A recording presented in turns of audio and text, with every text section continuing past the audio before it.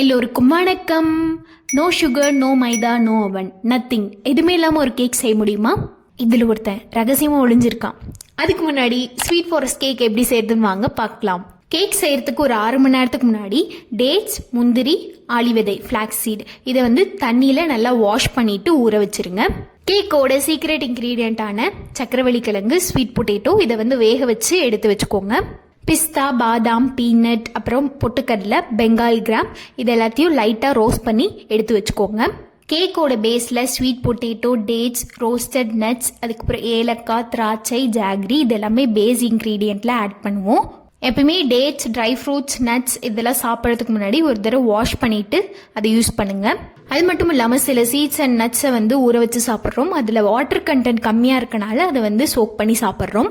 நம்ம ரோஸ்ட் பண்ண நட்ஸை ட்ரையான மிக்சியில் போட்டு அரைச்சி எடுத்துக்கோங்க. அப்புறம் வேக வச்சு மேஷ் பண்ண ஸ்வீட் பொட்டேட்டோவையும் இதில் ஆட் பண்ணிக்கோங்க. நம்ம ஊற வச்ச டேட்ஸையும் கொஞ்சமாக தண்ணி ஊற்றி நல்லா பேஸ்ட் மாதிரி அரைச்சி எடுத்துக்கோங்க. இது நம்ம ஸ்வீட் பொட்டேட்டோ சேர்த்ததுலேயே சேர்த்து நல்லா கலந்து விட்டுக்கலாம். சப்பாத்தி மாவு பிசைகிற அந்த பதத்தில் பிசைஞ்சு எடுத்துக்கோங்க. அதுக்கப்புறம் தேவையான அளவு ஜாகரி, நடுவில் சாப்பிடும்போது கடிப்பட கொஞ்சமாக உலர் திராட்சை அதையும் ஆட் பண்ணி எல்லாத்தையும் நல்லா மிக்ஸ் பண்ணிக்கோங்க. நம்ம எந்த ஒரு ஆயிலும் ஆட் பண்ண தேவையில்ல. இந்த நட்ஸில் இருக்க பட்டரே வெளியே வரும். கேக்கோட டோ பட்டரியாக சாஃப்டாக இருக்கும். உங்ககிட்ட கேக் டின் இல்லைனா வீட்டில் இருக்க பவுல் எதனாச்சும் வச்சு இந்த டோவை கரெக்டாக ப்ளேஸ் பண்ணி எடுத்தீங்க அப்படின்னா உங்களோட கேக்கோட பேஸ் ரெடி ஆகிடும். கேக்கோட டாப்பில் க்ரீமுக்கு நம்ம ஊற வச்ச முந்திரியும் ஃப்ளாக்ஸீடும், உங்களுக்கு ஸ்வீட்னஸ்க்கு ஹனி வேணும்னு ஆட் பண்ணிக்கலாம். இதை கொஞ்சமாக தண்ணி ஊற்றி அரைச்சி எடுத்துக்கலாம்.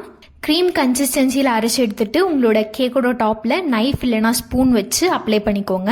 டாப்பில், சைடில் எல்லாத்துலேயும் அப்ளை பண்ணிவிட்டு உங்களுக்கு பிடிச்ச நட்ஸ், சீட்ஸ், ஃப்ரூட்ஸ் எதில் வேணாலும் உங்களுக்கு பிடிச்ச மாதிரி டெக்கரேட் பண்ணிக்கலாம்.